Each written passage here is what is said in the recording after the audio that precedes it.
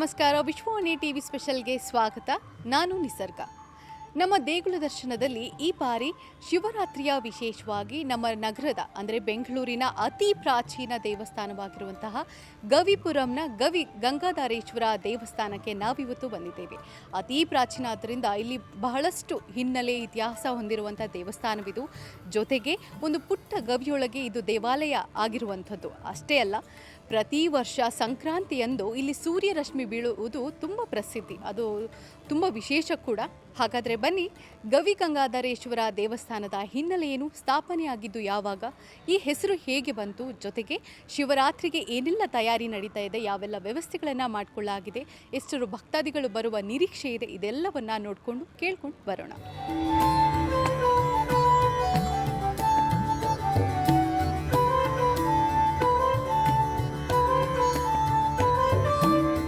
ಬನ್ನಿ ನೋಡಿ. ನಾನು ಮೊದಲೇ ಹೇಳಿದಂತೆ ಒಂದು ಗವಿಯೊಳಗೆ ದೇವಾಲಯ ನಿರ್ಮಾಣ ಆಗಿರುವಂಥದ್ದು. ಬನ್ನಿ ಹಾಗಾದರೆ ನೋಡ್ಕೊಂಡು ಬರೋಣ, ಹಾಗೆ ಗಂಗಾಧರೇಶ್ವರನ ದರ್ಶನವನ್ನು ಮಾಡ್ಕೊಂಡು ಬರೋಣ.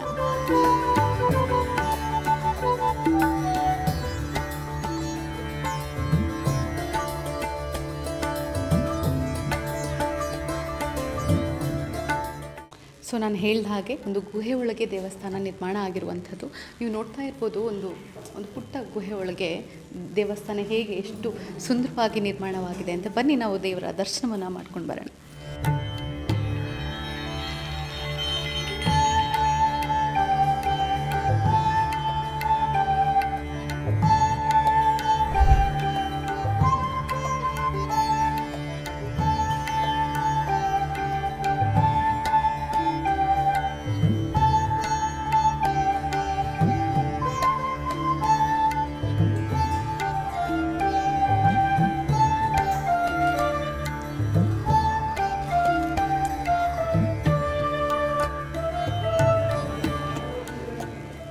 ಸೊ ಇಲ್ಲಿ ನಾವು ಗವಿಯೊಳಗೆ ಪ್ರದಕ್ಷಿಣಾ ಮಾದರಿಯಲ್ಲಿ ಮಾಡಿರುವಂಥದ್ದು. ಇಲ್ಲಿ ಪುಟ್ಟ ಪ್ರದಕ್ಷಿಣಾ ಮಾದರಿಯನ್ನು ಮಾಡಿದ್ದಾರೆ ಗುಹೆ ಒಳಗೆ.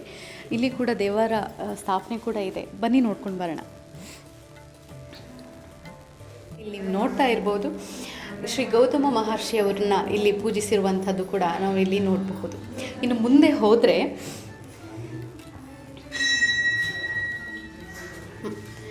ಶ್ರೀ ಭಾರದ್ವಾಜ ಋಷಿ ಮುನಿಗಳನ್ನು ಕೂಡ ಇಲ್ಲಿ ಪೂಜಿಸಿರುವಂಥದ್ದು. ಇಲ್ಲಿ ಹೇಗೆ ಶಿವಲಿಂಗವನ್ನು ಪೂಜೆ ಮಾಡ್ತಿದ್ದಾರೋ ಅದೇ ರೀತಿ ಇವರೆಲ್ಲರ ಪೂಜೆಗಳು ಪ್ರತಿನಿತ್ಯ ಆಗುವಂಥದ್ದು ಇಲ್ಲಿ. ಹಾಗೆ ಇನ್ನು ಮುಂದೆ ಬಂದರೆ ಇಲ್ಲಿ ಶ್ರೀ ಚಂಡಿಕೇಶ್ವರ ಅವರ ದೇವರ ಕೂಡ ಇಲ್ಲಿ ಇರುವಂಥದ್ದು. ಅವರಿಗೂ ಪ್ರತಿದಿನ ಪೂಜೆ ಸಲ್ಲಿಸುವಂಥದ್ದು. ನಾನು ಹೇಳ್ದಂಗೆ ಅಲ್ಲಲ್ಲಿ ಕೂಡ ಒಂದು ದೇವರ ಸ್ಥಾಪನೆ ಮಾಡಿ ಪೂಜೆ ಸಲ್ಲಿಸ್ತಾ ಇರುವಂಥ ಇಲ್ಲಿಯ ವಿಶೇಷ. ಇಲ್ಲಿ ಶ್ರೀ ಉಮಾ ಮಹೇಶ್ವರಿಯ ಮೂರ್ತಿಯನ್ನು ಸ್ಥಾಪನೆ ಮಾಡಿ ಇಲ್ಲಿಗೂ ಕೂಡ ಪ್ರತಿನಿತ್ಯ ಪೂಜೆಯನ್ನು ಸಲ್ಲಿಸುವಂಥದ್ದು. ಬನ್ನಿ ಈಗ ಹೋಗೋಣ.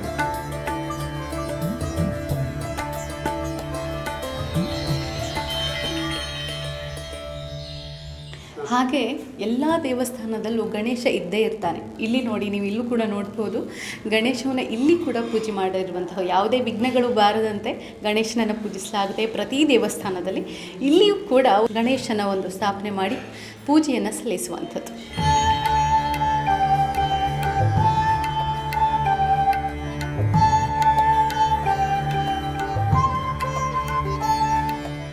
ಹೀಗೆ ಇಲ್ಲಿ ಮೊದಲನೇ ಪ್ರದಕ್ಷಿಣೆ ಪೂರ್ಣಗೊಳ್ಳುತ್ತೆ. ಈಗ ಮತ್ತೊಂದು ದೊಡ್ಡ ಪ್ರದಕ್ಷಿಣೆ ಇದೆ, ಅದನ್ನು ಮಾಡ್ಕೊಂಡು ಬರೋಣ ಬನ್ನಿ.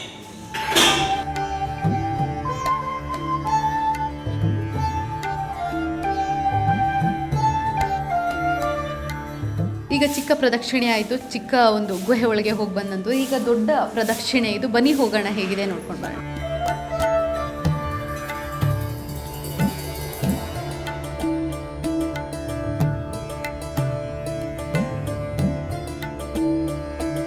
ಇಲ್ಲಿ ಅಭಿಷೇಕದ ನೀರು ಹೋಗಲಿಕ್ಕೆ ಕೂಡ ಜಾಗ ಮಾಡಿರುವಂಥದ್ದು ನೀವು ನೋಡ್ತಾ ಇರ್ಬೋದು. ಎಲ್ಲ ರೀತಿಯ ಒಂದು ಅಚ್ಚುಕಟ್ಟಾದ ವ್ಯವಸ್ಥೆಯನ್ನು ಇಲ್ಲಿ ಮಾಡಿರುವಂಥದ್ದು. ನೋಡಿ, ಚಿಕ್ಕ ಪ್ರದಕ್ಷಿಣೆಯಲ್ಲೂ ಕೂಡ ಸುತ್ತಲೂ ಒಂದೊಂದು ದೇವತೆಗಳನ್ನು ನೋಡ್ಕೊಂಡು ಹೋದ್ವಿ. ಅದೇ ರೀತಿ ಇಲ್ಲಿ ಕೂಡ ಅಗ್ನಿಮೂರ್ತಿ, ಹೀಗೆ ಇಲ್ಲಿ ಅಗ್ನಿಮೂರ್ತಿಯನ್ನು ನೀವು ನೋಡ್ಬೋದು. ಒಂದು ಪ್ರತಿಮೆಯನ್ನು ಸ್ಥಾಪಿಸಿ ಪೂಜೆಯನ್ನು ಸಲ್ಲಿಸಿರುವಂಥದ್ದು. ಈ ಕಡೆ ಪಕ್ಕದಲ್ಲಿ ದೇವಿಯ ಮೂರ್ತಿಯನ್ನು ಕೂಡ ನೀವು ನೋಡ್ಬೋದು. ಪ್ರದಕ್ಷಿಣೆಯಲ್ಲೂ ಕೂಡ ಸುತ್ತಲೂ ದೇವರು ಸ್ಥಾಪನೆ ಆಗಿರೋದು ಇಲ್ಲಿಯ ವಿಶೇಷ. ನೋಡಿ ವೀಕ್ಷಕರು, ಇಲ್ಲಿ ನೀವು ನೋಡ್ತಾ ಇರ್ಬೋದು ಕೌಮಾರಿ, ಶ್ರೀ ಕೌಮಾರಿ ದೇವಿಯ ಸ್ಥಾಪನೆ ಮಾಡಿ ಪೂಜೆ ಸಲ್ಲಿಸಿರುವಂಥದ್ದು. ಮುಂದೆ ಹೋದರೆ ಎಲ್ಲ ರೀತಿಯ ದೇವಿಯರು, ಇಲ್ಲಿ ವೈಷ್ಣವಿ ದೇವಿ, ಇಲ್ಲೂ ಕೂಡ ಒಂದು ರೀತಿಯ ದೇವಿ ಅವತಾರವನ್ನು ಇಲ್ಲಿ ಸ್ಥಾಪಿಸಿರುವಂಥದ್ದು. ಇಲ್ಲಿ ದೇವಿ ಇಂದ್ರಾಣಿ ಇರುವಂಥದ್ದು ನೀವು ನೋಡಬಹುದು. ಇಲ್ಲಿ ಮತ್ತೊಂದು ದೇವಿಯ ಅವತಾರ, ಚಾಮುಂಡಿ ಅವತಾರದ ಒಂದು ಪ್ರತಿಮೆ ಕೂಡ ಇಲ್ಲಿ ಇರುವಂಥದ್ದು. ಇಲ್ಲಿ ತಾಯಿ ಶ್ರೀದೇವಿ ಅವತಾರ, ತಾಯಿಯ ಒಂದು ಶ್ರೀದೇವಿ ಅವತಾರವನ್ನು ಇಲ್ಲಿ ಪ್ರತಿಮೆಯನ್ನು ನೀವು ನೋಡ್ಬೋದು. ಹೀಗೆ ಇಲ್ಲಿ ಕೊನೆಯದಾಗಿ ಭೂದೇವಿಯ ಅವತಾರವನ್ನು ನೀವು ನೋಡ್ಬೋದು. ಇನ್ನು ಮುಂದೆ ಹೋದರೆ ಹೀಗೆ ಪ್ರದಕ್ಷಿಣೆಗಳನ್ನು ಹಾಕುವಾಗಂತ ಜಾಗೃತವಾಗಿ ಹಾಕುವಂಥದ್ದು. ತುಂಬ ಗುಹೆ ಆದ್ದರಿಂದ ಬಕ್ಕೊಂಡು ಹೋಗಬೇಕು. ಹೀಗೆ ಇಲ್ಲಿ ಕೊನೆಯದಾಗಿ ದೊಡ್ಡ ಪ್ರದಕ್ಷಿಣೆ ಇಲ್ಲಿಗೆ ಮುಕ್ತಾಯವಾಗುತ್ತೆ. ನಿಜವಾಗ್ಲೂ ಎಷ್ಟು ಅದ್ಭುತ ಅಂದರೆ, ಒಂದು ಗುಹೆ ಒಳಗೆ ಎಷ್ಟು ಸುಂದರವಾದ ದೇವಸ್ಥಾನ, ಅದೇ ರೀತಿ ಒಂದೊಂದು ಪ್ರದಕ್ಷಿಣೆಯಲ್ಲೂ ಕೂಡ ದೇವರ ಸ್ಥಾಪನೆ ಮಾಡಿ ಪೂಜೆ ಸಲ್ಲಿಸಿರುವಂಥದ್ದು ನಿಜವಾಗ್ಲೂ ಅದ್ಭುತವಾಗಿದೆ. ಒಮ್ಮೆ ಆದರೂ ನೀವು ವಿಸಿಟ್ ಮಾಡಲೇಬೇಕು. ಸೊ ನೀವೀಗ ನೋಡಿರಬಹುದು 2 ರೀತಿಯ ದೇವರ ಪ್ರದಕ್ಷಿಣೆ, ಒಂದು ಚಿಕ್ಕ ದಾರಿಯಲ್ಲಿ, ಇನ್ನೊಂದು ದೊಡ್ಡ ದಾರಿಯಲ್ಲಿ ದೇವರ ಪ್ರದಕ್ಷಿಣೆಯನ್ನು ಮಾಡಲಿಕ್ಕೆ ಇಲ್ಲಿ ವ್ಯವಸ್ಥೆಯನ್ನು ಮಾಡಲಾಗಿದೆ. ಹೀಗೆ ಪ್ರದಕ್ಷಿಣೆಯನ್ನು ಮುಗಿಸ್ಕೊಂಡು ಬಂದರೆ ಪಕ್ಕದಲ್ಲಿ ನಿಮ್ಮ ಎಡಭಾಗದಲ್ಲಿ ದೇವರ ಮೂರ್ತಿಗಳನ್ನು ಸ್ಥಾಪಿಸಿ ಅಲ್ಲಿ ಪೂಜೆಯನ್ನು ಸಲ್ಲಿಸಿರ್ತಾರೆ. ನಿಮಗೆ ಇಲ್ಲಿ ಏನೊಂದು ಅರ್ಥ ಆಗುತ್ತೆ ಅಪ್ಪ ಅಂದರೆ, ಈ ಸುತ್ತಲೂ ದೇವರ ಸ್ಥಾಪನೆ ಇದೆ. ಸುತ್ತಲೂ ನೀವು ಒಂದೊಂದು ರೀತಿಯ ದೇವತೆಗಳನ್ನು ನೋಡಬಹುದು. ಅಲ್ಲೊಂದು ಅವಕಾಶ ಇದೆ. ಈಗ ಕೂಡ 3 ದೇವತೆಗಳು ಸಾಲಾಗಿ ಇಲ್ಲಿ ಸ್ಥಾಪನೆ ಮಾಡಿ ಪೂಜೆ ಮಾಡಿರುವಂಥದ್ದು.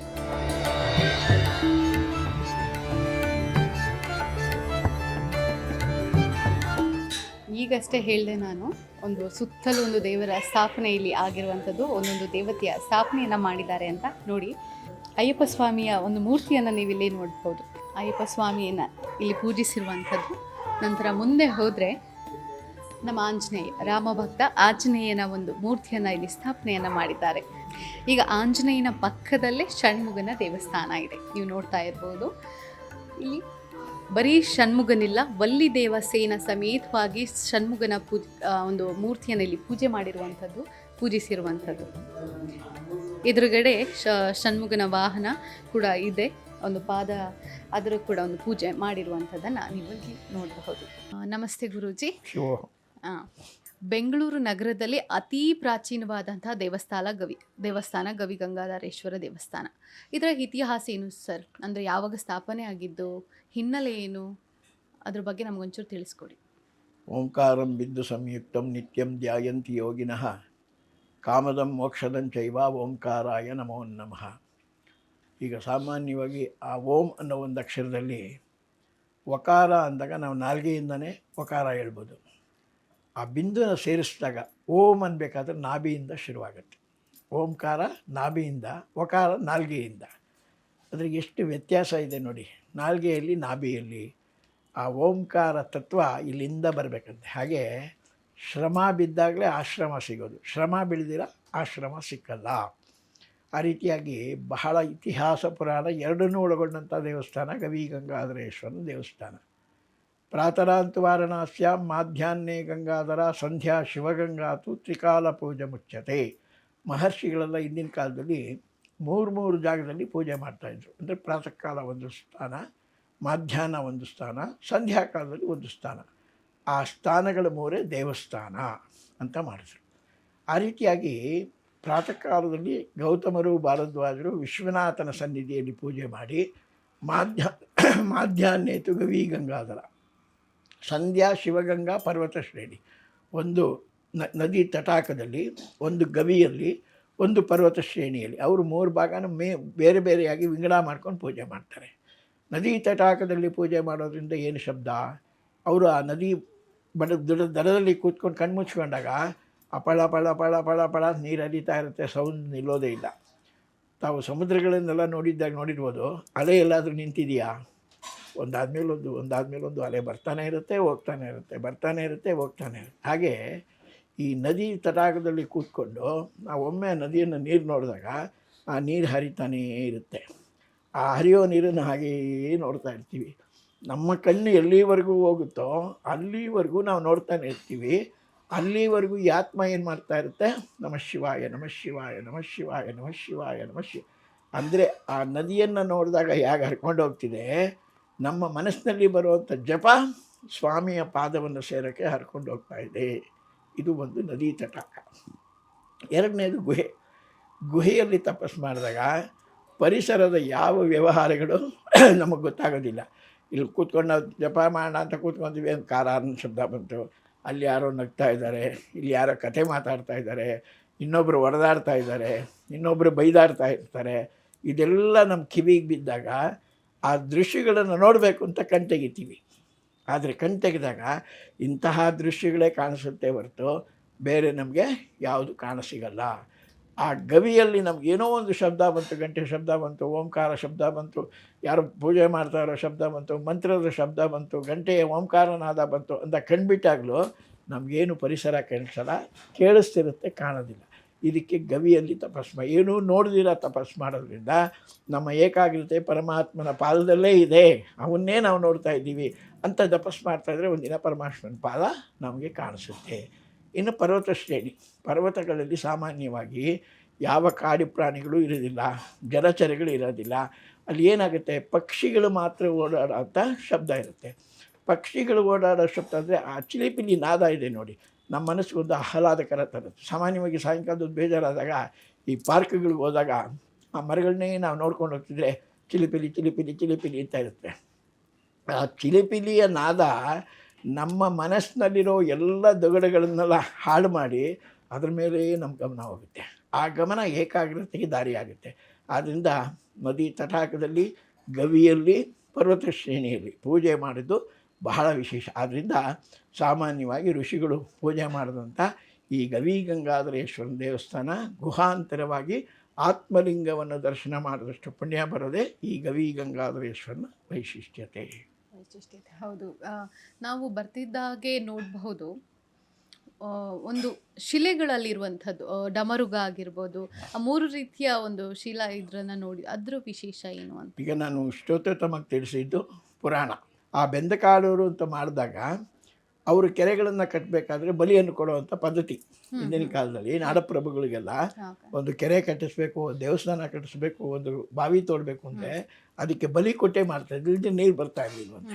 ಆ ರೀತಿಯಾಗಿ ಕೆಂಪಾಂಬುದಿ ಕೆರೆ ಅಂತ ಪಕ್ಕದಲ್ಲಿ ನಿರ್ಮಾಣ ಮಾಡೋಕ್ಕೆ ಬಂದರು. ತಮ್ಮ ಸೊಸೆಯನ್ನು ಬಲಿ ಕೊಟ್ಟರು, ಕೆರೆ ಎಲ್ಲ ಮುಗೀತು. ಆ ಕೆರೆ ಕೆಲಸವೆಲ್ಲ ಮುಗಿಸಿ ಮಧ್ಯಾಹ್ನ ಊಟ ಮಾಡಿಕೊಂಡು ಹಾಗೇ ಇದೊಂದು ಕಾನನ, ಒಂದು ಕಾಡಿದು. ಈ ಕಾಡಿನಲ್ಲಿ ಹಾಗೆಯೇ ನಡ್ಕೊಂಬಂದರು. ಒಂದು ದೊಡ್ಡ ಬಂಡೆ ಕಾಣಿಸ್ತು. ಆ ಬಂಡೆಯನ್ನು ಹಾಗೆಯೇ ಸುತ್ತಕೊಂಡು ಒಂದು ಕಡೆ ಬರಬೇಕಾದ್ರೆ ಒಂದು ಗಂಟೆಯ ನಾದ, ಮಂತ್ರದ ಘೋಷ ಕೇಳಿಸ್ತವೆ. ಇದೇನಪ್ಪ ಇದು, ಈ ಕಾಡಿನಲ್ಲಿ ಯಾರು ಪೂಜೆ ಮಾಡ್ತಿಲ್ಲ, ಯಾರು ಯಜ್ಞ ಮಾಡ್ತಿಲ್ಲ, ಮಂತ್ರದ ಘೋಷ ಹೇಗೆ ಕೇಳಿಸ್ತಿದೆ, ಗಂಟೆ ಶಬ್ದ ಹೇಗೆ ಬರ್ತಿದೆ ಅಂತ ಬಂಡೆಯಲ್ಲಿ ಕಿವಿಯನ್ನು ಕೊಟ್ಕೊಂಬಂದಾಗ ದಕ್ಷಿಣಾಭಿಮುಖವಾಗಿ ಆ ಮಂತ್ರ ತುಂಬ ಹತ್ತಿರವಾಗಿ ಕೇಳಿಸ್ದಂಗೆ ಅವ್ರಿಗೆ ಗೋಚರವಾಯಿತು. ತಕ್ಷಣ ಏನು ಮಾಡೋದು, ಅಲ್ಲೊಂದು ಬಾಗಿಲನ್ನ ಓಪನ್ ಮಾಡೋದು.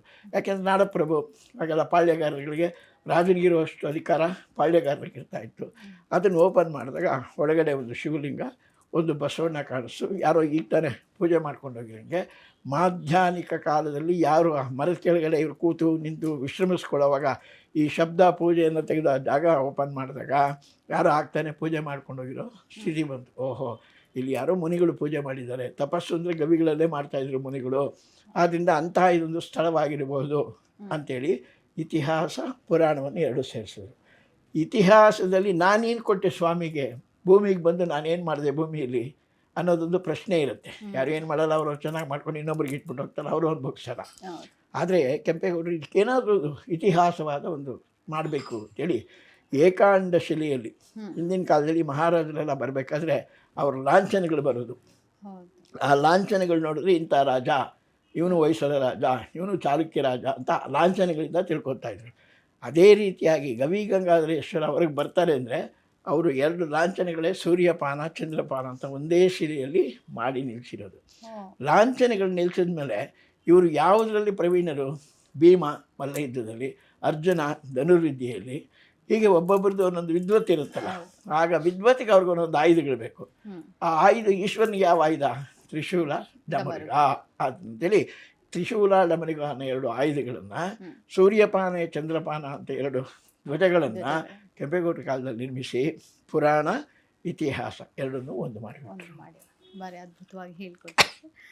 ಈಗ ಮತ್ತೊಂದು ನಾವು ನೋಡೋದಂದ್ರೆ ಇದು ಅತಿ ಪುರಾಣವಾದಂಥದ್ದು. ಅವಾಗಿಂದ ಒಂದು ಯಾವ ರೀತಿಯ ಪೂಜೆ ನಡ್ಕೊಂಡು ಬರ್ತಾ ಇದೆ, ಇಲ್ಲಿಯ ಪವಾಡಗಳ ಬಗ್ಗೆ ನಿಮಗೇನಾದರೂ ಅರಿತಿರುವಂಥದ್ದು ನಮಗೆ ತಿಳಿಸ್ಕೊಡ್ಬೋದಾ ಅಂತ? ಆ ಥರ ದಕ್ಷಿಣಾಭಿಮುಖವಾಗಿರೋ ಈಶ್ವರನ ಪೂಜೆ ಮಾಡಿದಂಥ ಗೌತಮರು ಭಾರದ್ವಾಜರು ದಕ್ಷಿಣೇತು ಕ್ಷಿಪ್ರ ಪ್ರಸಾದ ಅಂದರೆ ಈ ಪ್ರಸಾದ ಯಾಕೆ ಬೇಕು ಕೊಡ್ತಾರೆ ಈಶ್ವರ ಅಂತಂದರೆ ದಕ್ಷಿಣಾಭಿಮುಖವಾಗಿ ದಕ್ಷಿಣಾಮೂರ್ತಿ ಎಲ್ಲ ದೇವಸ್ಥಾನದಲ್ಲೂ ದಕ್ಷಿಣಾಭಿಮುಖವಾಗಿ ಇಟ್ಟಿರ್ತಾರೆ.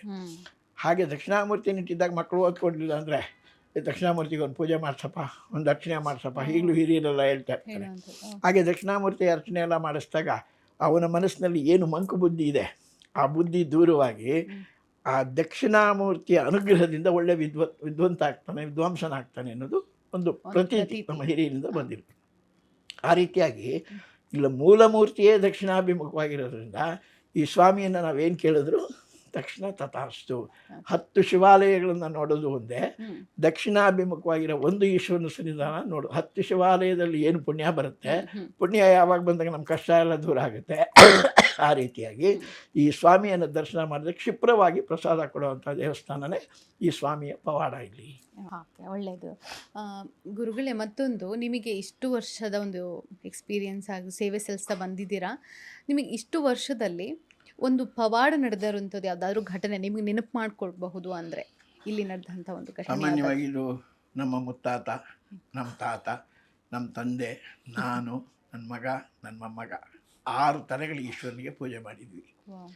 ಅದರಲ್ಲಿ ಪೂರ್ವದಲ್ಲೆಲ್ಲ ನಮ್ಮ ಮುತ್ತಾತ ಅವರ ಕಾಲದಲ್ಲಿ ಕಾಡು ಮಲ್ಲೇಶ್ವರನ ದೇವಸ್ಥಾನ ಹೆಡ್ ಆಫೀಸು, ಅಲ್ಲಿಂದ ಒಂದಷ್ಟು ಸೊಪ್ಪೆಲ್ಲ ಒಂದು ಬುಟ್ಟಿಲಿ ಹಾಕ್ಕೊಂಡು ಒಂದು ಬಿಂದಿಗೆಯಲ್ಲಿ ನೀರು ಹಾಕ್ಕೊಂಡು ಕುದುರೆ ಮೇಲೆ ಹಾಕ್ಕೊಂಡು ಅಲ್ಲಿಂದ ಕುದುರೆಯಿಂದ ಬಂದು ಇಲ್ಲಿ ಸ್ವಾಮಿಗೆ ಅಭಿಷೇಕ ಮಾಡಿ ಒಂದು ಕುಮಟಿ, ಅವಾಗೆಲ್ಲ ಕುಮಟಿ ಅಂತ ಇಜ್ಜಿಲ ಒಲೆ ಇಟ್ಕೊಂಡಿರೋರು, ಅದರಲ್ಲಿ ಅನ್ನ ಮಾಡಿ ಸ್ವಾಮಿಗೆ ನೈವೇದ್ಯ ಮಾಡಿ ಅದೇ ಅನ್ನ ಅವ್ರು ತಿನ್ಕೊಂಡು ವಾಪಸ್ 4 ಗಂಟೆ ಒಳಗೆ ಹೊರಟೋಗ್ತಾಯಿದ್ರು. ಅಂತಹ ಕಾಡಿದು. ಆ ಕಾಡಿನಲ್ಲಿ ಗುಹೆ ಇರೋದ್ರಿಂದ ವಿಪರೀತ ಹಾವುಗಳು ದೇವಸ್ಥಾನದೊಳಗೆ, ಅಂದರೆ ಹಾವುಗಳಿಗೆ ಉಚ್ಚದಲ್ಲಿ ವಾಸ ಮಾಡುತ್ತೆ, ಹಾಗೆ ಗವಿಯಲ್ಲಿ ಹಾವುಗಳು ವಾಸ ಮಾಡ್ತಾಯಿತ್ತು ಅಂತ ಒಂದು ಪ್ರತೀತಿ. ಆ ಈಚೆ ಕಡೆ ಎಲ್ಲ ಗಂಟೆ ಹೊಡೆದು ಶಬ್ದ ಮಾಡಿ ಇವರು ಆಮೇಲೆ ಬಾಗಿಲೆಲ್ಲ ಇಲ್ಲ ಅವಾಗ ಓಪನ್ನು, ಹಾಗೆ ಒಳಗಡೆ ಹೋಗಿ ಸ್ವಾಮಿ ಪೂಜೆ ಮಾಡಿ ನೈವೇದ್ಯ ಮಾಡಿ ವಾಪಸ್ ಹೊರಟೋಗ್ತಾಯಿದ್ರು. ಆಮೇಲೆ ನಮ್ಮ ತಾತ ಅವ್ರ ಕಾಲದಲ್ಲಿ ಯಾದಾಳಂ ಗಂಗಾಧರ ಶೆಟ್ಟಿಯವರು ಸ್ವಲ್ಪ ದೇವಸ್ಥಾನಕ್ಕೆಲ್ಲ ಬಂದೋಬಸ್ತ್ ಮಾಡಿ ಬಾಗಿಲು ಎಲ್ಲ ಮಾಡಿಕೊಟ್ಟು ಅವರು ಕಾಲದಲ್ಲಾಯಿತು. ನಮ್ಮ ತಂದೆಯವ್ರ ಕಾಲದಲ್ಲಿ ಉತ್ಸವಾದಿಗಳೆಲ್ಲ ಬೆಳ್ಕೊಂಬಂತು. ನನ್ನ ಕಾಲದಲ್ಲಿ ಕೋಟಿ ಅರ್ಚನೆ, ಶತಚಂಡಿ ಯಾಗ ಅಂತ ವಿಶೇಷವಾದ ದೊಡ್ಡ ದೊಡ್ಡ ಕಾರ್ಯಕ್ರಮಗಳನ್ನೆಲ್ಲ ಮಾಡಿ ಗಣ್ಯ ವ್ಯಕ್ತಿಗಳು ಬಣ್ಣ ಹಾಕೋರು, ಆರ್ಟಿಸ್ಟ್ಗಳು, ಗಣ್ಯ ವ್ಯಕ್ತಿಗಳು, ರಾಜಕೀಯದವರು ಇವರೆಲ್ಲ ಸ್ವಲ್ಪ ಮಿಂಗಲ್ ಆದರು. ಯಾರು ಬಂದು ಏನು ಕೇಳೋದು ಸ್ವಾಮಿ ತಥಾಸ್ತು ಅಂತ ಹೇಳ್ತಾ ಇದ್ದ. ನಮ್ಮ ದೇವಸ್ಥಾನಕ್ಕೆ ರಾಜ್ಕುಮಾರ್ ಅವರು ಬಹಳ ಆತ್ಮೀಯ ಭಕ್ತರು ಆಗಿನ ಕಾಲದಲ್ಲಿ. ಆಮೇಲೆ ಈಗ ಒಬ್ಬೊಬ್ಬರೇ ಬರೋಕ್ಕೆ ಶುರುವಾದರು. ರಾಜಕೀಯದಲ್ಲಿ ಗುಂಡೂರಾವ್ ಕಾಲದಿಂದ ಈ ದೇವಸ್ಥಾನ ಚೆನ್ನಾಗಿ ಇಂಪ್ರೂವ್ಮೆಂಟ್ ಆಯಿತು. ನಮಗೆಲ್ಲ 3 ರೂಪಾಯಿ 4 ರೂಪಾಯಿ ಸಂಬಳನ ಗುಂಡೂರಾವ್ ಕಾಲದಲ್ಲಿ 100 ರೂಪಾಯಿ ಸಂಬಳ ಅಂತ ಅರ್ಚಕರಿಗೆ ಮಾಡಿದ್ರು. ಆವಾಗಲೇ ನಾವೆಲ್ಲ 100 ರೂಪಾಯಿ ನೋಡಿದ್ದು ಅಂತ ಒಂದು ಕಾಲ. ಈಗ ಭಾಳಷ್ಟು ಭಕ್ತಾದಿಗಳು ಬಂದು ಹೋಗ್ತಾರೆ. ಒಂದು ವಿಶೇಷವಾದ ಪವಾಡ ಏನಪ್ಪ ಅಂದರೆ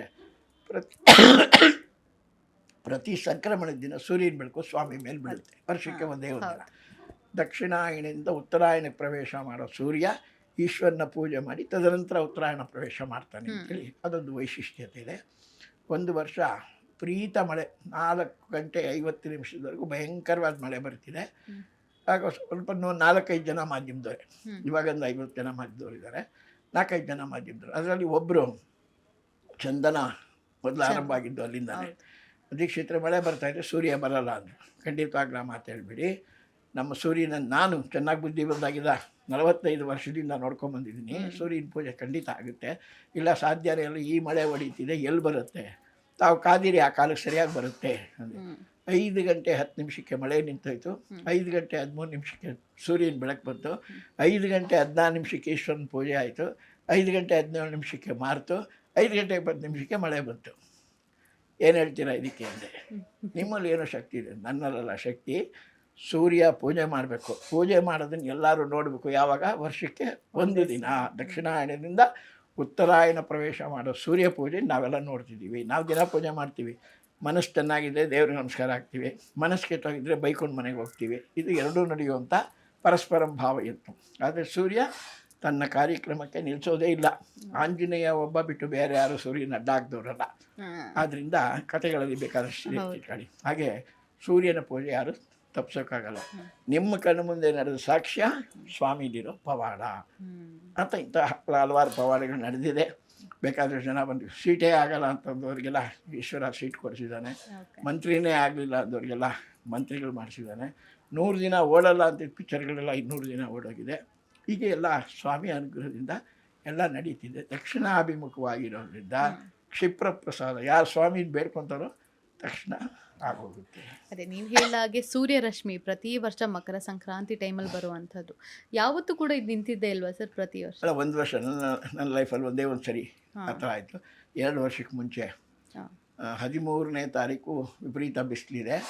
14ನೇ ತಾರೀಕು 4 ಗಂಟೆವರೆಗೂ ಬಿಸಿಲಿದೆ. 4 ಗಂಟೆ ಮೇಲೆ ಬಿಸಿಲಿಲ್ಲ. ಆ ಟೈಮಲ್ಲಿ ಸೂರ್ಯ ಬಂದ ಪೂಜೆ ಮಾಡ್ಕೊಂಡು ಹೋದ. ಆ ಸೂರ್ಯನ ಬೆಳಕು 5 ಗಂಟೆ 17 ನಿಮಿಷಕ್ಕೆ ಬಿದ್ದಿದೆ, ಬಟ್ ನಮಗೆ ಕಾಣಿಸ್ಲಿಲ್ಲ.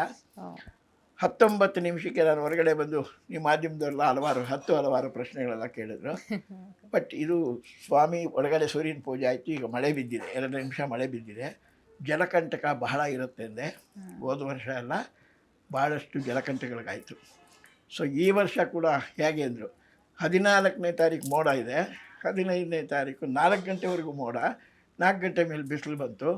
ಪೂರ್ಣವಾಗಿ ಹೋದ ವರ್ಷ ಏನು ಸ್ವಾಮಿ ದರ್ಶನ ಕೊಡಬೇಕು ಅದೇ ರೀತಿಯಾಗಿ 2 ಪಟ್ಟು 8 ಸೆಕೆಂಡ್ಗಳ ಕಾಲ ಸ್ವಾಮಿ ಮೇಲೆ ಸೂರ್ಯ ಇದ್ದ. ಏನು ಉತ್ತರ ಹೇಳಬೇಕು ಅಂದರೆ, ಸೂರ್ಯನ ಪೂಜೆ ಚೆನ್ನಾಗಾಗಿದೆ, ಎಲ್ಲರೂ ದರ್ಶನ ಮಾಡಿದರೆ ಈ ವರ್ಷ ಸುಭಿಕ್ಷವಾಗಿರುತ್ತೆ, ಇನ್ಮೇಲೆ ಪ್ರಶ್ನೆಗೆ ಉತ್ತರ ಇಲ್ಲ ಅಂದೆ. ಎಲ್ಲ ಸರಿ ಹೋಯ್ತು ಗುರುಗಳೇ. ಯಾಕೆಂದ್ರೆ 2 ಬಾರಿ ನಡೆದಿದ್ದು ಹೇಳಿದೆ.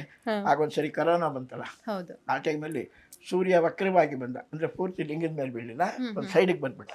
ಈ ವರ್ಷ ಹಲವಾರು ಸಾವುಗಳಾಗುತ್ತೆ ಅಂದೆ. ಅದೇ ರೀತಿ ಕೊರೋನಾ ಟೈಮ್ನಲ್ಲಿ ಬೇಕಾದಷ್ಟು ಸಾವುಗಳು. ಏನು ಸ್ವಾಮಿ ದರ್ಶನ ಮಾಡ್ಕೊಂಡು ಈಚೆ ಬಂದಾಗ ಏನು ಸ್ವಾಮಿ ನನಗೆ ಬುದ್ಧಿ ಕೊಡ್ತಾನೆ 4 ವಾಕ್ಯ ಹೇಳ್ತೀನಿ, ಆ ವರ್ಷ ಹಾಗೆ ನಡೆಯುತ್ತೆ. ಇದು ಪವಾಡವೋ ಇಲ್ಲ ಅವನ ಅನುಗ್ರಹವೋ ಎರಡೂ ಗೊತ್ತಿಲ್ಲ.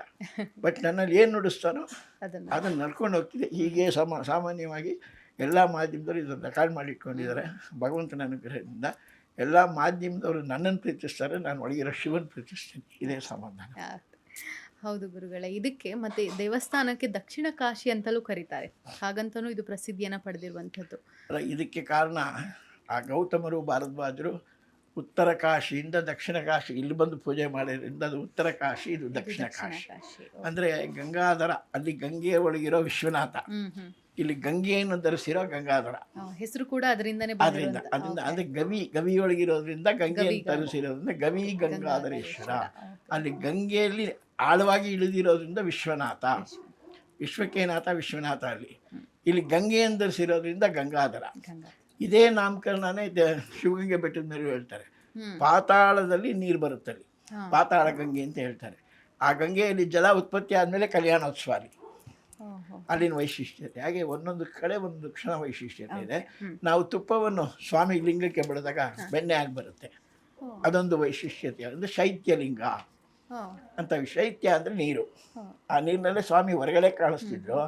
ಅಂತರಾಳದಲ್ಲಿ ಗಂಗೆ ಇರೋದ್ರಿಂದ ಇವರು ಗಂಗಾಧರತ್ರಯರು ಅಂತೇಳಿ ಮಾಡಿರೋದು. ಮತ್ತು ಇಲ್ಲಿ ಸರ್ ದಾನ ಧರ್ಮಗಳು, ಯಾವ್ದಾದ್ರು ಪುಣ್ಯ ಕಾರ್ಯಗಳು, ಮದುವೆ ಆ ಥರ ನಡೀತಾ ಬಂದಿದೆಯಾ? ನಮ್ಮಲ್ಲಿ ಮದುವೆ ಎಲ್ಲ ಮೊದಲು ನಡೀತಾ ಇತ್ತು. ಸ್ವಲ್ಪ ಈ ಕಾಲದ ವೈಶಿಷ್ಟ್ಯತೆಯಿಂದ ಮದುವೆಗಳು ಸರ್ಕಾರನೇ ನಿಲ್ಲಿಸಿದ್ದಾರೆ, ನಾವು ನಿಲ್ಲಿಸಿದ್ದೀವಿ. ಬಟ್ ಬೇರೆ ಅಭಿಷೇಕಗಳು ಸಂಕಲ್ಪ ಮಾಡಿದಾಗ ಯಜ್ಞಯಾಗಾದಿಗಳು, ಯಾಕೆಂದರೆ ಗುಹಾದುರ್ಗಾ ಅಂತ ಇದೆ ನಮ್ಮಲ್ಲಿ. ಗವಿಯಲ್ಲಿ ದುರ್ಗೆ ಇರೋದ್ರಿಂದ ಚಂಡಿಕಾಯ ಯಾಗ ನಡೀತಾ ಇರುತ್ತೆ. ಶತ್ರು ಸಂಹಾರಕ್ಕೆ ಮೂಲಮೂರ್ತಿ ಆಗಿರೋದ್ರಿಂದ ಸುದರ್ಶನ ಯಾಗಗಳು ನಡೀತಾ ಇರುತ್ತೆ. ರುದ್ರನೇ ಇಲ್ಲಿ ಅವತಾರ ಎತ್ತಿರೋದ್ರಿಂದ ರುದ್ರ ಯಾಗಗಳು ನಡೀತಾ ಇರುತ್ತೆ. ವಿಶೇಷವಾಗಿ ಎಲ್ಲ ಸೇವೆಗಳು ಅವರವ್ರ ಸಂಕಲ್ಪಪೂರ್ವವಾಗಿ ಬರ್ತಾರೆ, ಸಂಕಲ್ಪ ಮಾಡ್ಕೊಂಡು ಹೋಗ್ತಾರೆ. ಕ್ಷಿಪ್ರವಾಗಿ ಸ್ವಾಮಿ ಪ್ರಸಾದ ಕೊಡೋದ್ರಿಂದ ಸೇವೆ ಸಲ್ಲಿಸ್ಬೇಕಲ್ಲ. ಈಗ ಲಂಚ ಕೊಟ್ಟರೆ ಕೆಲಸ ಆಗೋದು ಅನ್ನೋ ಪದ್ಧತಿ ಇರೋದ್ರಿಂದ ಸ್ವಾಮಿಗೆ ನಾವು ಕೊಡೋ ಲಂಚ ಪೂಜೆ, ಪುನಸ್ಕಾರ, ಭಕ್ತಿ. ಪೂಜೆಯನ್ನು ತೋರಿಸ್ಬೋದು, ಪುನಸ್ಕಾರ ತೋರಿಸ್ಬೋದು, ಭಕ್ತಿ ತೋರ್ಸೋಕ್ಕಾಗಲ್ಲ. ಆದ್ದರಿಂದ ಆ ಭಕ್ತಿಯನ್ನು ಒಳಗಿಟ್ಕೊಂಡು ನಾವು ಎಷ್ಟು ಸ್ವಾಮಿಯನ್ನು ಪ್ರಾರ್ಥನೆ ಮಾಡ್ತೀವಿ, ಸ್ವಾಮಿ ಎಷ್ಟು ಅನುಗ್ರಹ ಮಾಡ್ತಾ ಇದ್ದಾನೆ. ಹೀಗೆ ನಡ್ಕೊಳ್ತಾ ಬರ್ತಾ ಇದೆ. ಈಗ ಶಿವನಿಗೆ ಇನ್ನೇನು ಶಿವರಾತ್ರಿಗೆ ಒಂದೇ ದಿನ ಬಾಕಿ ಇದೆ ಗುರುಗಳೇ, ಏನೆಲ್ಲ ವ್ಯವಸ್ಥೆಗಳನ್ನು ಮಾಡಿಕೊಳ್ಳಲಾಗಿದೆ? ಅವತ್ತು ವಿಶೇಷ ಪೂಜೆ ಏನಿದೆ? ನಮ್ಮಲ್ಲಿ ಬೆಳಗ್ಗೆ 6 ಗಂಟೆಗೆ ಸೂರ್ಯೋದಯ ಆದ ತಕ್ಷಣ 6 ಗಂಟೆ 7 ನಿಮಿಷಕ್ಕೆ ಸೂರ್ಯೋದಯ. ಅವಾಗ ನಾವು ಅಭಿಷೇಕ ಶುರು ಮಾಡಿದ್ರೆ ಮಾರನೇ ದಿನ ಬೆಳಗ್ಗೆ 4 ಗಂಟೆಗೆ 4ನೇ ಯಾಮದ ಅಭಿಷೇಕ ಆಗೋವರೆಗೂ ಸ್ವಾಮಿಗೆ ಅಭಿಷೇಕ ಆಗ್ತಾನೆ ಇರುತ್ತೆ. ಎಲ್ಲ ಸರತಿ ಸಾಲಿನಲ್ಲಿ ಭಕ್ತಾದಿಗಳಿಗೆ ವ್ಯವಸ್ಥೆ ಮಾಡಿದ್ದೀವಿ. ಒಂದು ಧರ್ಮದರ್ಶನ ಎಲ್ಲ ದರ್ಶನ ಮಾಡ್ಕೊಂಡು ಹೋಗ್ತಾ ಇರ್ತಾರೆ. ಸೇವಾ ದರ್ಶನ ಅಂತ ಅವ್ರಿಗೊಂದು ಚೀಟಿ ಕೊಟ್ಟಿರ್ತೀವಿ, ಅವರು ಬಂದು ಸೇವೆ ಒಳಗೆ ಬಂದು ಅವರು ಸೇವೆನೂ ಮಾಡ್ಕೊಂಡು ಹೋಗ್ತಾರೆ. ಅವ್ರಿಗೆ ಪ್ರಸಾದದ ವಿತರಣೆ ಎಲ್ಲ ಮಾಡಿದ್ದೀವಿ. ಪಬ್ಲಿಕ್ಗೆ ಎಲ್ಲರಿಗೂ ಪ್ರಸಾದ ವಿತರಣೆ, ತೀರ್ಥ ಎಲ್ಲ ವ್ಯವಸ್ಥೆ ಮಾಡಿದ್ದೀವಿ. ಯಾವುದೂ ತೊಂದರೆ ಇಲ್ದಿರಾಗ ಈಶ್ವರನ ದರ್ಶನ ಅವ್ರು ಕ್ಷೇಮವಾಗಿ ಮಾಡಬೇಕು, ಸ್ವಾಮಿ ನಮಗೆ ಕ್ಷೇಮ ಕೊಡಬೇಕು ಅಂತ ಎಲ್ಲ ಭಕ್ತಾದಿಗಳು ತಮ್ಮ ಮನಸ್ಸಿನಲ್ಲಿ ಆ ಪ್ರಶ್ನೆಯನ್ನು ಉದ್ಭವ ಮಾಡಿಕೊಂಡು ಸಾಲದನ್ನು ಬಂದು ದರ್ಶನ ಮಾಡಿದ್ರೆ ಎಲ್ಲರಿಗೂ ಅನುಕೂಲವಾಗಿರುತ್ತೆ. ಇದು ಭಜನೆ ವ್ಯವಸ್ಥೆ ಏನಾದರೂ ನಡೀತಾ ಇರುತ್ತೆ. ಆಚೆ ಕಡೆ ಸಾಮಾನ್ಯವಾಗಿ ಅನಾದಿ ಕಾಲದಿಂದಲೂ ಈ ಮಾರ್ವಾಡಿಸ್ ಬೇರೆ ಕಡೆಯಿಂದ ಏನು ಬಂದು ಇಲ್ಲಿ ಸೇರಿದ್ದಾರೆ ಬೆಂಗಳೂರಿನಲ್ಲಿ, ಅವರೆಲ್ಲ ಬಂದು ಒಂದು 10 ಜನ 15 ಜನ ಗುಂಪಾಗಿ ಕೂತ್ಕೊಂಡು ಭಜನೆ ಕಾರ್ಯಕ್ರಮ ಇಡೀ ರಾತ್ರಿ ನಡೀತಾ ಇರುತ್ತೆ. ಅದಲ್ದಿರ ನಮ್ಮ ದೇವಸ್ಥಾನದ ವತಿಯಿಂದ ಭಜನೆಗೆ ಒಂದು ಸ್ಟೇಜ್ ಹಾಕ್ಕೊಟ್ಟು ಅವ್ರಿಗೆಲ್ಲ ಮೈಕ್ ಎಲ್ಲ ಕೊಡ್ತೀವಿ. ಅವರು ಭಜನೆ ಧ್ಯಾನ ಪಾರಾಯಣ ಮಾಡಿಕೊಂಡು. ಎಷ್ಟು ಟೈಮಿಂಗ್ಸ್ ಹೇಗಿರುತ್ತೆ ಭಕ್ತಾದಿಗಳಿಗೆ ಬರೋರಿಗೆ? ಬೆಳಗ್ಗೆ 6 ಗಂಟೆಯಿಂದ ಮಾರನೇ ದಿನ ಮಧ್ಯಾಹ್ನ 1 ಗಂಟೆವರೆಗೂ ಸ್ವಾಮಿಗೆ ದರ್ಶನಕ್ಕೆ ವ್ಯವಸ್ಥೆಯನ್ನು ಮಾಡಲಾಗಿದೆ. ಪ್ರಸಾದ ವ್ಯವಸ್ಥೆ ಏನಾದರೂ ಮಾಡಲಾಗಿದೆ? ಎಲ್ಲ ನಡೀತಾ ಇರುತ್ತೆ. ಪ್ರಸಾದ ವ್ಯವಸ್ಥೆಗಳು ಇರುವಂಥದ್ದು. ಕೆಲವರು ಬೂಂದಿ ಕೊಡೋರು ಇದ್ದಾರೆ. ಅನ್ನ ಯಾರು ತಿನ್ನಲ್ಲ ಅವತ್ತು, ಆದ್ರಿಂದ ಈ ಬೂಂದಿ ಸ್ವೀಟ್ ಕೊಡ್ತೀವಿ, ಅವಲಕ್ಕಿ ಮಾಡಿಕೊಡ್ತೀವಿ. ಒಂದೊಂದು ಕಾಲಕ್ಕೆ ಒಂದೊಂದು ಪ್ರಸಾದ ನಡೀತಾ ಇರುತ್ತೆ. ನಿಮ್ಮ ನಿರೀಕ್ಷೆ ಎಷ್ಟಿದೆ? ಎಷ್ಟು ಜನ ಭಕ್ತಾದಿಗಳು ಲಾಸ್ಟ್ ಟೈಮ್ 1.5 ಲಕ್ಷ ಜನ ಅಷ್ಟು ಬಂದಿದ್ರು. ಈ ವರ್ಷ ಭಾನುವಾರ ಬಂದಿರೋದ್ರಿಂದ ಇನ್ನೂ ಸ್ವಲ್ಪ ಜನ ಜಾಸ್ತಿ ಬರೋ ಅಭಿಪ್ರಾಯ ಇದೆ. ಸ್ವಾಮಿ ದರ್ಶನ ಮಾಡಬೇಕು ಅಂತ ಎಷ್ಟು ಜನಕ್ಕೆ ಯೋಗ ಇರುತ್ತೆ, ಆ ಯೋಗದಷ್ಟೇ ನಡೆಯುತ್ತೆ ಹೊರತು ಮೇಲೆ ಹೆಚ್ಚಲ್ಲ, ಯಾರಿಗೂ ಕಮ್ಮಿ ಆಗಲ್ಲ. ಧನ್ಯವಾದ ಗುರುಜಿ, ಬಹಳಷ್ಟು ಮಾಹಿತಿಗಳನ್ನು ನಮ್ಮ ಜೊತೆ ಹಂಚ್ಕೊಂಡು ನಮಗೂ ಒಂದು ಒಳ್ಳೆ ಮಾಹಿತಿ, ಇದು ಪ್ರೇಕ್ಷಕರಿಗೂ ಒಂದು ಒಳ್ಳೆ ಮಾಹಿತಿ. ತುಂಬ ಥ್ಯಾಂಕ್ ಯು. ನಮೋ ನಮಃ. ಇದು ನೀವು ಇಡೀ ವಿಶ್ವಕ್ಕೆ ವಾಣಿ ಹೇಳ್ತಾ ಇದ್ದೀರಾ, ಅದರಿಂದ ಈ ವಾಣಿ ಇಡೀ ವಿಶ್ವವೆಲ್ಲ ಹರಡಿ ಎಲ್ಲ ದೇಶಗಳ ವಿಷಯ ಇನ್ನೊಂದು ದೇಶಕ್ಕೆ, ಇನ್ನೊಂದು ದೇಶದ ವಿಷಯ ನಮಗೆ ಒಳ್ಳೆಯ ವಿಷಯಗಳಾಗಿ ಧಾರ್ಮಿಕ ವಿಷಯ. ಏಕೆಂದರೆ ನಮ್ಮದು ಕರ್ಮಭೂಮಿ, ಜನ್ಮಭೂಮಿ, ಮಾತೃಭೂಮಿ, ಯಜ್ಞಭೂಮಿ, ಯಾಗಭೂಮಿ ಅಂತ ನಮ್ಮ ಇಂಡಿಯಾ ದೇಶನ ಬಹಳ ಹೊಗಳಿದ್ದಾರೆ ಹಿಂದೆ ಋಷಿಮುನಿಯವರೆಲ್ಲ. ಆದ್ದರಿಂದ ನಮ್ಮ ಧಾರ್ಮಿಕ ಯಾವ ದೇಶದಲ್ಲೂ ಇಲ್ಲ, ನಮ್ಮ ಭಾರತ ಭೂಮಿಯಲ್ಲಿ ಮಾತ್ರನೇ ಈ ಧಾರ್ಮಿಕ ಇರೋದು. ಈ ಧಾರ್ಮಿಕವನ್ನು ವಿಶ್ವವಾಣಿಯಿಂದ ವಿಶ್ವಕ್ಕೆಲ್ಲ ಪರಿಸರಿಸಿ ಈ ವಿಶ್ವವಾಣಿ ವಿಶ್ವ ಯೋಗವಾಗಿ ಬೆಳೀಲಿ ಅಂತೇಳಿ ಆ ಈಶ್ವರನಲ್ಲಿ ಮತ್ತೊಮ್ಮೆ ಪ್ರಾರ್ಥನೆ. ಧನ್ಯವಾದ ಗುರುಜಿ, ತುಂಬ ಥ್ಯಾಂಕ್ ಯು. ಸೊ ನೋಡಿದ್ರಲ್ಲ ವೀಕ್ಷಕರೇ, ಬೆಂಗಳೂರಿನ ಅತೀ ಪ್ರಾಚೀನ ಅಂದರೆ 8-9ನೇ ಶತಮಾನದ ದೇವಸ್ಥಾನ ಹಾಗೂ ಪ್ರಸಿದ್ಧಿಯನ್ನು ಪಡೆದಿರುವಂಥ ಗವಿಗಂಗಾಧರೇಶ್ವರ ದೇವಸ್ಥಾನವನ್ನು ನಿಮಗೆ ಇವತ್ತು ನಾವು ದರ್ಶನ ಮಾಡಿಕೊಟ್ಟಿರೋದು ನಮಗೆ ಖುಷಿ ಇದೆ. ಜೊತೆಗೆ ಇನ್ನೇನು ಒಂದೇ ದಿನದಲ್ಲಿ ಶಿವರಾತ್ರಿ ಕೂಡ ಬರ್ತಾ ಇರುವಂಥದ್ದು. ಶಿವರಾತ್ರಿಗೆ ಸಕಲ ಸಿದ್ಧತೆಗಳು ನಡೀತಾ ಇದೆ. ಎಲ್ಲ ರೀತಿಯ ಭಕ್ತಾದಿಗಳಿಗೆ ಏನೆಲ್ಲ ವ್ಯವಸ್ಥೆಗಳನ್ನು ಮಾಡಬೇಕಾವು ಅದನ್ನೆಲ್ಲ ಮಾಡ್ತಾ ಇದ್ದಾರೆ. ಭಜನೆ ಕೂಡ ಇಲ್ಲಿ ನಡೆಯುವಂಥದ್ದು. ಈಗಾಗಲೇ ಗುರುಗಳು ಹೇಳಿದ್ದಾರೆ ಯಾವ ಟೈಮ್ನಲ್ಲಿ ಬಂದರೆ ಭಕ್ತಾದಿಗಳಿಗೆ ಟೈಮಿಂಗ್ಸ್ಗಳು ಕೂಡ ನಮ್ಮಿಂದ ನಿಮಗೆ ಸಿಗಬಹುದು. ಈ ನಮ್ಮ ವಿಡಿಯೋ ಮೂಲಕ ಶಿವರಾತ್ರಿಯ ಒಂದು ಸಂಪೂರ್ಣ ಏನೆಲ್ಲ ವ್ಯವಸ್ಥೆಗಳನ್ನು ಮಾಡಲಾಗಿದೆ, ಏನೆಲ್ಲ ವಿಶೇಷ ಪೂಜೆಗಳಿದೆ, ಭಕ್ತಾದಿಗಳಿಗೆ ಬರುವ ಟೈಮಿಂಗ್ಸ್ ಏನು ಎನ್ನುವುದನ್ನು ನೀವು ನೋಡಬಹುದು. ಹಾಗೆ ನಮ್ಮ ದೇಗುಲ ದರ್ಶನ ಕಾರ್ಯಕ್ರಮದಲ್ಲಿ ಈ ಪ್ರಾಚೀನ ಒಂದು ಅತಿ ಅದ್ಭುತವಾದ ದೇವಸ್ಥಾನವನ್ನು ನಿಮಗೆ ಪರಿಚಯ ಮಾಡಿಕೊಟ್ಟಿದ್ದೀವಿ. ಇದರಿಂದ ನಿಮಗೂ ಕೂಡ ಒಂದು ಒಳ್ಳೆಯ ಮಾಹಿತಿ ಸಿಕ್ಕಿದೆ ಅಂತ ನಾನು ಭಾವಿಸ್ತೀನಿ. ಇದೇ ರೀತಿಯ ಮತ್ತಷ್ಟು ದೇಗುಲ ದರ್ಶನ ಕಾರ್ಯಕ್ರಮಗಳಿಗೆ ನೋಡ್ತಾ ಇರಿ ವಿಶ್ವವಾಣಿ ಟಿವಿ ಸ್ಪೆಷಲ್. ನಮಸ್ಕಾರ.